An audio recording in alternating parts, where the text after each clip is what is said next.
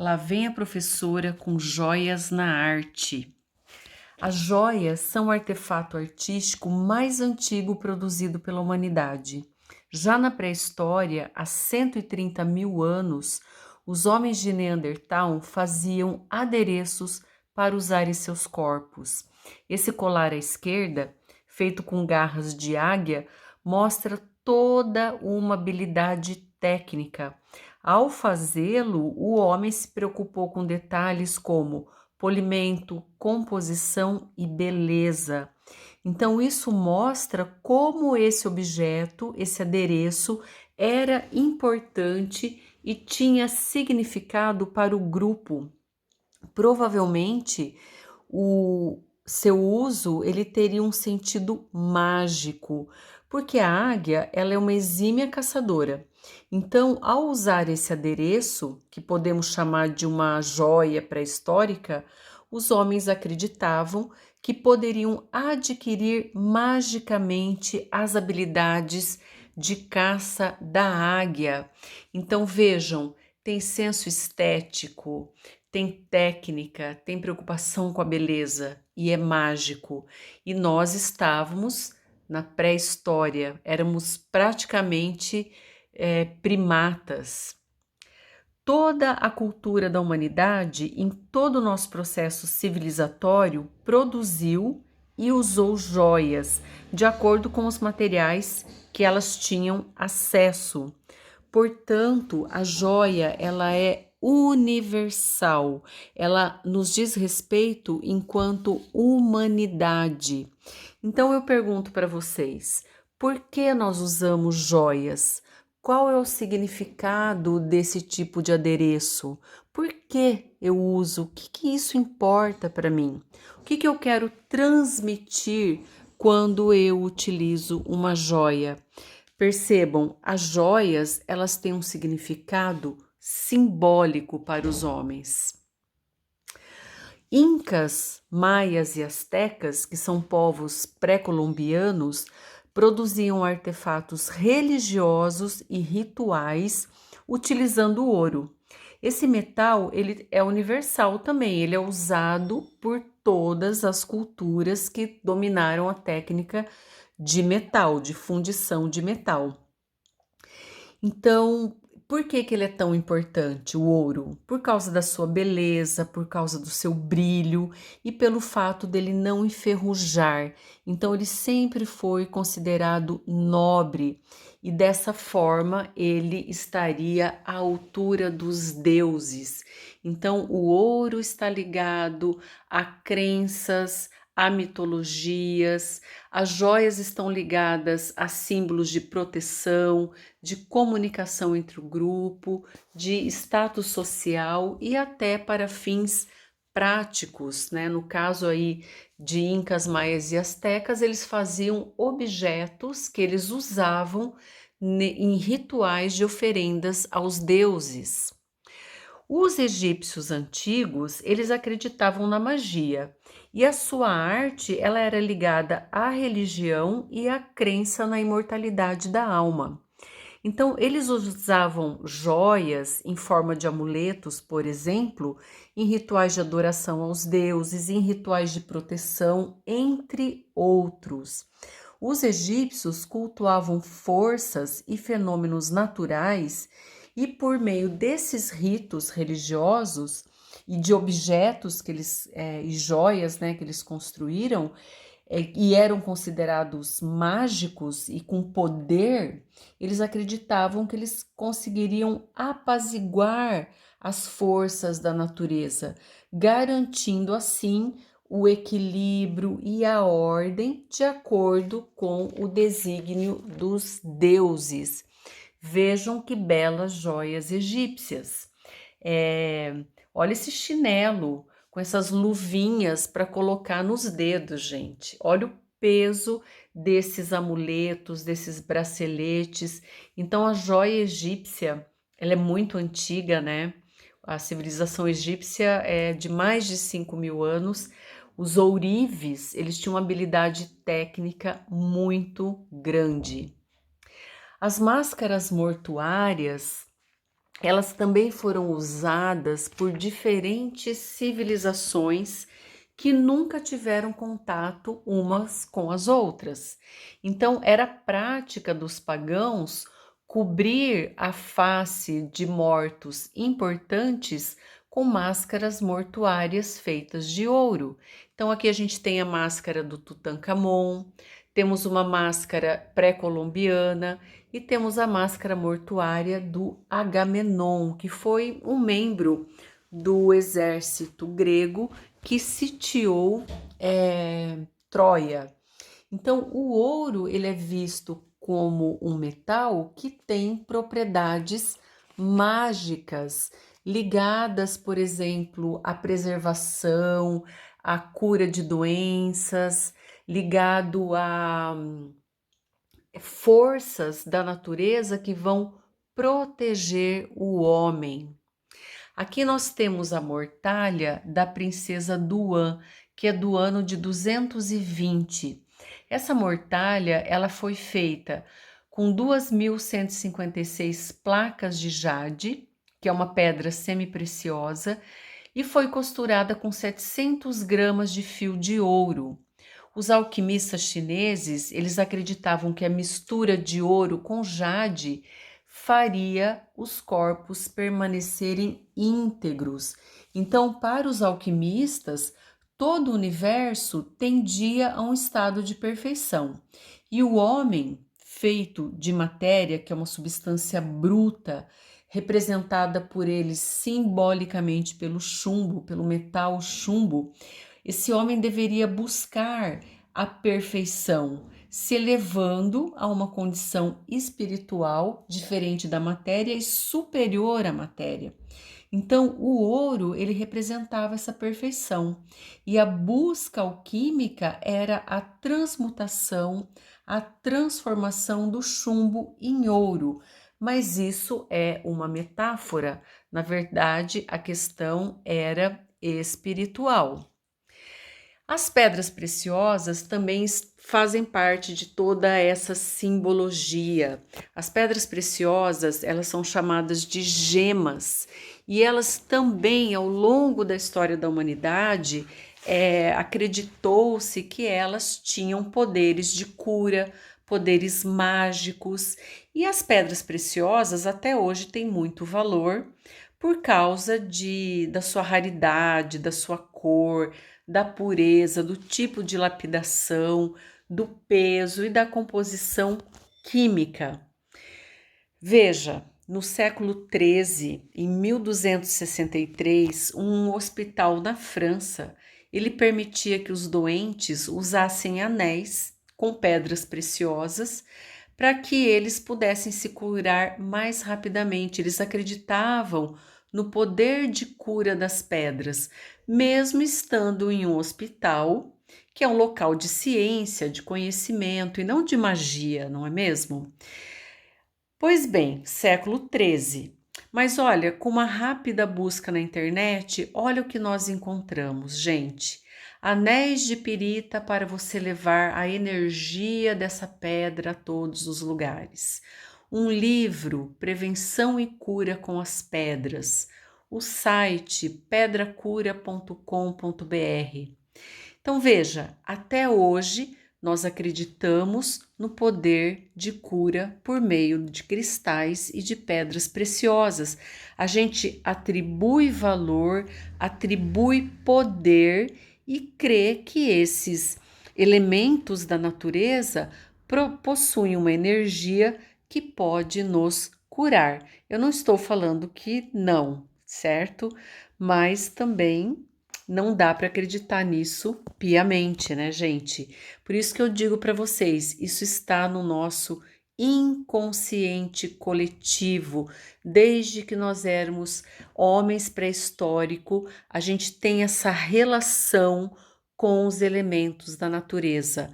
Água, terra, fogo, ar, tudo isso faz parte da nossa própria matéria. Por isso que a gente atribui esse valor, essa importância aos elementos químicos e naturais. Veja, a tabela periódica, por exemplo, todos aqueles elementos químicos, ou quase todos, fazem parte do nosso corpo, né? Não dizem que nós somos poeira das estrelas?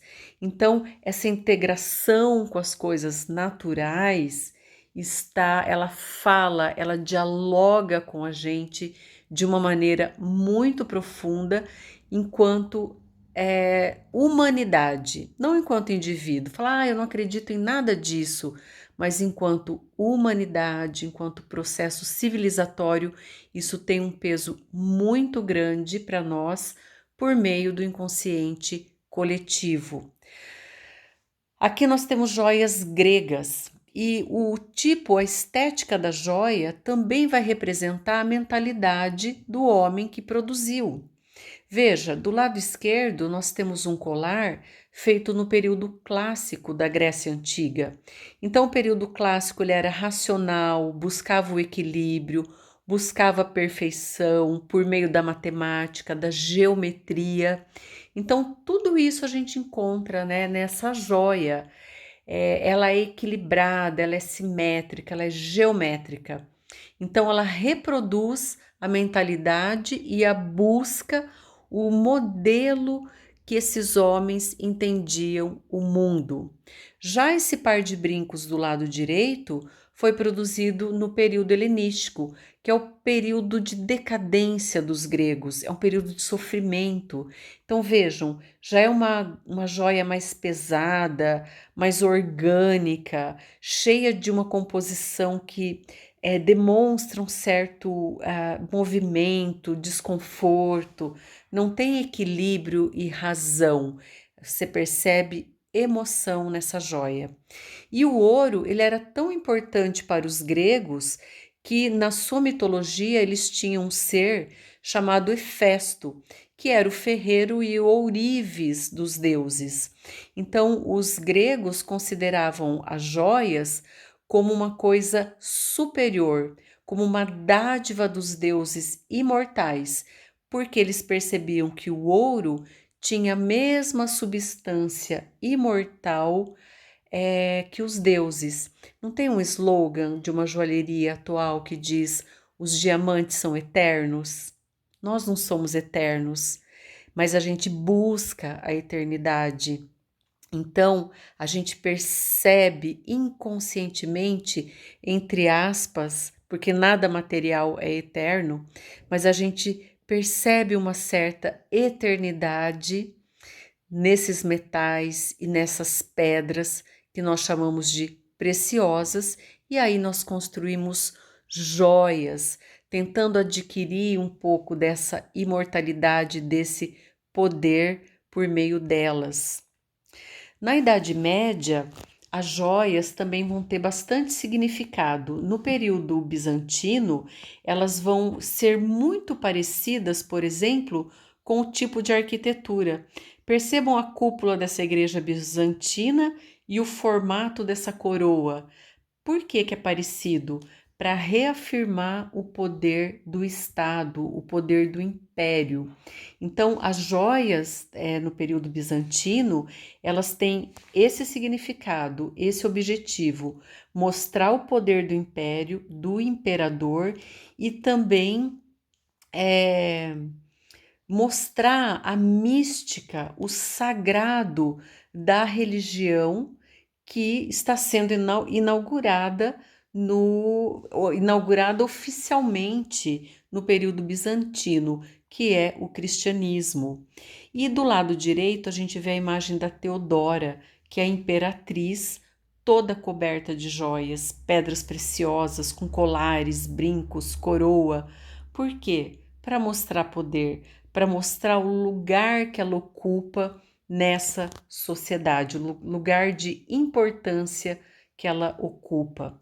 No período românico, que é o segundo período da Idade Média, as joias já estão mais ligadas à mística da igreja.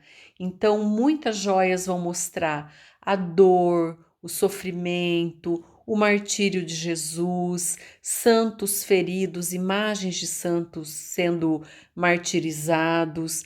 Muitas joias vão portar relíquias sagradas. O que são relíquias? São lembranças sagradas. Então, esse medalhão aí que é chamado de cabochão, ele porta um pedaço da cruz de Cristo. É uma relíquia sagrada. Algumas joias tinham um pedaço de osso do santo, fio de cabelo do santo e assim por diante. A ourivesaria, a joalheria medieval foi muito evoluída. Os ourives faziam, por exemplo, dá uma olhada na beleza desse colar, gente. Ele é feito com filigrana, que é um fio de ouro, onde o ourives faz uma espécie de renda. Então é muito delicado, apesar de pesado, ele tem essa delicadeza e ele é todo ornamentado com pedras preciosas. No Renascimento italiano, que é o momento da gênese da burguesia, é o momento que a burguesia aparece e se firma, eles vão usar tanto a arte quanto as joias para mostrar o seu poder, seu status social. E, por meio da arte, vão imortalizar a sua imagem. Então, em geral, quando você pega uma pintura, um retrato renascentista, as mulheres, os homens estão cobertos de joias, tanto no corpo quanto nos cabelos e no bordado das roupas. Essa aqui é a Lucrécia Borgia, é uma figura muito importante do Renascimento italiano. Foi uma mulher de uma família muito poderosa, irmã do Papa César Borgia, considerado o homem mais belo ou um dos mais belos do Renascimento. E a Lucrécia, uma mulher belíssima, muito inteligente, muito culta, mas muito envolvida na política da época. Então, envolvida em escândalos sexuais, escândalos de incesto, diziam que ela tinha relações sexuais com o irmão, e ela tinha fama de ser uma grande conhecedora de venenos. Então, dizem que ela envenenava as pessoas para alcançar determinados objetivos, e para isso ela usava anéis aonde embaixo da pedra tinha um compartimento onde ela escondia o veneno. Então ela colocava disfarçadamente, né, no vinho, na bebida da pessoa, quantidades de veneno que poderiam apenas drogar ou matar de fato alguma pessoa. Mais ou menos como é feito hoje em algumas baladas, não é mesmo? E vejam, nessas duas imagens da Lucrécia, ela é representada com colar de serpente. A serpente, para os pagãos, simboliza conhecimento, renovação. Para os cristãos, é o símbolo da nossa queda, da nossa saída e expulsão do paraíso. Mas ela usava, né, esse colar de serpente. Então vejam, ela mostra por meio da joia o perigo que ela é. Esse tipo de joia é fabricada até hoje, ela surgiu no século XVII, no começo do Barroco, em Veneza, na Itália. Essas joias eram muitíssimo apreciadas pelos venezianos e são chamadas de black amour. É o gênero da joia que nem tem aparador de aliança, chuveiro, né, quando é tipo do anel. É o gênero, é o estilo da joia. Black amour é o estilo dessa joia. E os venezianos representavam, então, negros que eram serviçais, todos adornados ricamente com belas joias. Então, tem incrustação de diamantes, rubis, esmeraldas, né? A joia Black amour, ela é muito elaborada. Nesse momento histórico, no Barroco, não tinha nada a ver com racismo, porque nem havia essa discussão na sociedade. O que havia era uma certa admiração por povos exóticos. Veneza era um porto e tinha comércio com diferentes países do Oriente e da África. Então, eles enxergavam essas pessoas de uma forma, né, exótica realmente, muito diferentes de nós. e faziam esses broches num sentido de admiração. Só que hoje nós vivemos um momento do politicamente correto onde há uma separação entre as pessoas, não é? Existe uma política de nos dividir. Isso é muito antigo, hein? Alexandre o Grande, da Macedônia, grande general, já dizia: dividir para conquistar. Então, o politicamente correto divide, causa uma discórdia entre homens e mulheres, negros e brancos, ricos e pobres. É muito complicado a gente cair de cabeça nesse discurso, tá? Mas enfim, é o discurso que está posto. Então veja, essa senhora da foto, ela é prima da rainha Elizabeth da Inglaterra. E ela compareceu a um jantar oferecido pela Meghan Markle, que eu creio que seja a primeira negra a fazer parte da família real britânica, e ela comparece ao jantar oferecido pela Meghan portando uma joia Black Amor. Então foi muita polêmica, foi visto pelo politicamente correto como uma atitude racista dessa mulher. Se foi mesmo, não sei, só ela pode saber, mas o que a gente conclui? Que através de uma joia você pode sim mandar mensagens, tá? Mensagem de racismo ou de admiração, ou foi sem querer querendo, não sabemos, mas foi uma joia que causou muita polêmica ao ser usada. Essa aqui é uma pérola muito famosa, ela tem 500 anos de história, pertenceu a várias mulheres e essa pérola é chamada a Peregrina.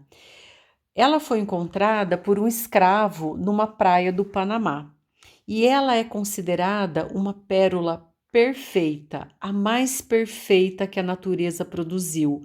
Ela é em formato de pera e ela é totalmente simétrica, tem uma textura lisa, tem uma cor belíssima e ela é muito grande, ela tem quase 56 quilates.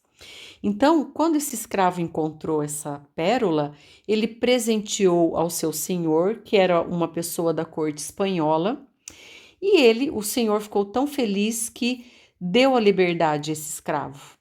Foi o único feliz, a única pessoa que ganhou a felicidade, porque ele ganhou a liberdade por meio da pérola.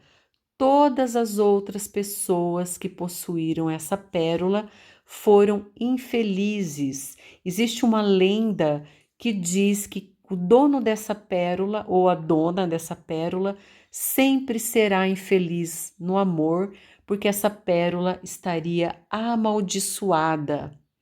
Essa pérola, então, pertenceu a várias rainhas, pessoas nobres. A história dela tem 500 anos, então fiz um recorte, um pequeno recorte, para mostrar uma das donas mais importantes, que foi a rainha Maria I, filha do Henrique VIII, rainha da Inglaterra, que ganhou essa pérola de presente do marido e foi muito, muito infeliz no amor. E ela amava esse colar, tanto que ela foi representada, foi pintada em diferentes momentos, em diferentes etapas da sua vida, portando essa joia. A rainha Maria I, ela foi conhecida como Blood Mary, Maria Sanguinária. E existe inclusive um drink feito com vodka e suco de tomate atual, né, que chama Blood Mary. É um drink feito em homenagem à Rainha Maria. E Maria Sanguinária por quê? Porque ela realmente derramou muito sangue. Ela mandou matar mais de 200 protestantes. Ela era católica e pelo simples fato das pessoas não exercerem a mesma fé que ela, a mesma religião, ela simplesmente mandava executar. Então foi uma dona importante da Peregrina. A penúltima dona da Peregrina foi foi a artista de Hollywood Elizabeth Taylor. Lógico que ela mandou refazer o colar, ela não, o marido, né, que deu esse colar de diamantes, rubis e outras pérolas belíssimas, refez o colar usando a peregrina e presenteou a Elizabeth Taylor. Ela amava o colar, usou muitas vezes e foi uma mulher extremamente infeliz no amor. Inclusive, esse marido que a presenteou, eles eram super apaixonados, mas não conseguiam conviver. Foi muito, muito infeliz mesmo.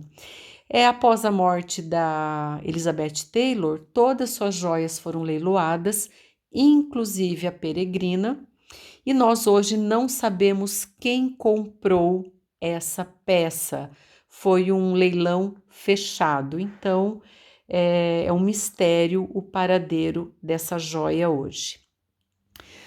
Outra figura muito importante na corte inglesa foi a Ana Bolena. Ana Bolena foi a segunda mulher do Henrique VIII. Graças a ela, o Henrique VIII rompe com a Igreja Católica e funda a Igreja Anglicana. É muito simples falar isso agora, mas no século XVI, essa atitude do Henrique VIII foi uma coisa extrema.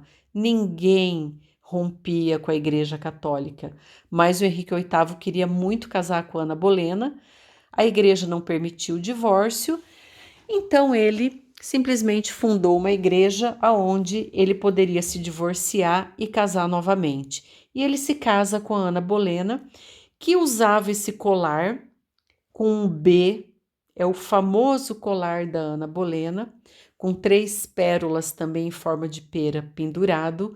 Não era comum esse tipo de joia, era uma joia estranha, causava realmente uma estranheza para as pessoas e dizem que era uma forma dela reafirmar o poder político da família dela, da família Bolena, e que as pérolas penduradas simbolizavam aí os irmãos Bolena. Ninguém sabe aonde esse colar foi parar. Sabemos do fim da Ana Bolena, que morreu decapitada, sendo acusada de traição ao rei. Então, o seu marido, que moveu mundos e fundos para casar com ela, o próprio marido acusou de traição e mandou decapitá-la. Ela teve uma morte horrível, muito jovem, antes dos 40, decapitada na machadada. Dizem que quem herdou o colar foi a filha da Ana Bolena, que décadas depois tornou-se a Rainha Elizabeth I, né, da Inglaterra, a Rainha Virgem, uma rainha muito poderosa. Dizem então que ela herdou esse colar da mãe, mas ninguém tem certeza. E a Elizabeth I usou as joias num sentido político. Vejam como a roupa dela é toda bordada, cravejada de pérolas, diamantes, como ela tá super, super coberta de joias. Por quê? Para mostrar poder. Então, de acordo com a reunião política que ela tinha, de acordo com a pessoa que ela iria atender, ela usava um tipo de joia para passar alguma mensagem que ela queria. Aqui nós temos uma joia também muito antiga, que é conhecida como bula romana. Esse retrato da princesa de Broglie foi pintado pelo Angres, e essa mulher, que é da aristocracia, uma mulher belíssima, bem vestida, né? Quando foi ter seu retrato pintado, escolheu usar essa joia. Essa joia, ela é muito antiga, ela era usada pelos romanos antes de Cristo, então era usada por crianças, era uma joia de tipo um amuleto, uma proteção, usavam nas crianças para espantar o mal-olhado. Então, essa mulher no século XIX adquire uma joia raríssima já para a época e usa a bula romana. Olha a habilidade técnica do Angres para representar o ouro, né? Belíssimo aí o colar. Só a título de curiosidade, essa mulher ela morreu 4 anos após esse retrato ter sido pintado. Ela morre muito jovem de tuberculose. Aqui nós temos um broche bem estranho, feito na década de 40 pelo Salvador Dalí, que é um artista surrealista. Então, o surrealismo é a arte do absurdo, é estranho. Então, eu particularmente olho esses dentes, me causa assim uma certa estranheza, uma certa repulsa, uma certa agonia. É um broche surreal. Mas veja, é como se o Salvador Dalí tivesse antecipado uma prática nossa atual, contemporânea, que é a de usar joias dentais. São joias muito polêmicas, usada por artistas em geral, rappers gostam muito desse tipo de joia, e muitas joalherias produzem esse tipo de artefato. Não sei quem usaria, eu particularmente acho bem estranho, mas tem quem usa joias dentais. Vejam a que ponto chega a humanidade, né, gente? Nós somos realmente um bicho muito raro. Aqui nós temos um quadro representando Carl Fabergé. O Fabergé foi um grande joalheiro que trabalhou para os czares da Rússia. Então, nessa imagem, nós vemos ali no detalhe, acima da mão do Carl Fabergé, nós temos uma espécie, parece um troféu, mas na verdade é um ovo. Então, o Fabergé, a sua oficina, produziu joias que são chamados de ovos Fabergé. E esses ovos Fabergé aparecem em algumas pinturas, como a gente está vendo aí, né, ao longo da história da arte. Os ovos Fabergé são belíssimos, custam milhões de dólares, são grandes, tá, gente? São feitos com diferentes metais preciosos, pedras preciosas, são de uma delicadeza, de uma beleza que poucos joalheiros conseguiriam reproduzir. Então, a oficina do Fabergé, ela tem grande habilidade técnica. E os czares da Rússia, o czar era o rei da Rússia, czar vem de César, né? O czar da Rússia, de 1885 até 1917, todos os czares da Rússia presenteavam as czarinas na Páscoa com o ovo Fabergé. Então, o último foi presenteado na Páscoa de 1917, porque em 1917 a família russa foi barbaramente assassinada pelo Lenin, a mando do Lenin. Inclusive, as crianças da família foram fuziladas barbaramente. Então, o último Fabergé é dessa data. E era um presente de Páscoa. Então, nós, simples mortais, a gente ganha ovo da Páscoa de chocolate, né? A czarina ganhava ovo da Páscoa, era uma joia. E o detalhe, todo ovo Fabergé tinha uma surpresa dentro. Esses ovos poderiam ser abertos, como a gente está vendo aqui, e dentro tinha um brinquedo, uma caixinha de música, um palácio em miniatura, tudo de ouro e pedras preciosas. Tinha uma galinha de ovos de ouro, enfim, cada Fabergé tinha uma surpresa dentro. Então, gente, o Kinder Ovo é o primo pobre do Fabergé, tá bom? O Kinder Ovo, ele se inspira, se baseia nessa joia belíssima da joalheria russa. Aqui nós temos o retrato da Adele Bloch Bauer, que foi uma mulher muito rica, requintada, culta, que viveu em Viena e foi pintada pelo Gustav Klimt. Esse quadro chama A Dama Dourada. Esse quadro é muito bonito e a Adele, ela foi representada com uma belíssima joia, um colar que ela possuía, que era um colar de diamantes e pedras preciosas. Tanto esse quadro, que chama Dama Dourada, quanto o colar foram roubados pelos nazistas durante a Segunda Guerra Mundial, porque a Adele pertencia a uma família judia. Então a família foi perseguida, seus bens foram tomados, e esse quadro ficou muito tempo sendo possuído então pelos nazistas. Muito tempo depois, a família conseguiu reaver o quadro. A Adele, ela morre muito jovem também, com um pouco mais de 40 anos. Dizem que ela foi amante do Gustav Klimt e tinha muitas joias, né? Então veja, essas mulheres ricas, quando iam ser pintadas, que é uma coisa importante porque vai imortalizar a sua imagem, elas se adornavam com as suas belíssimas joias.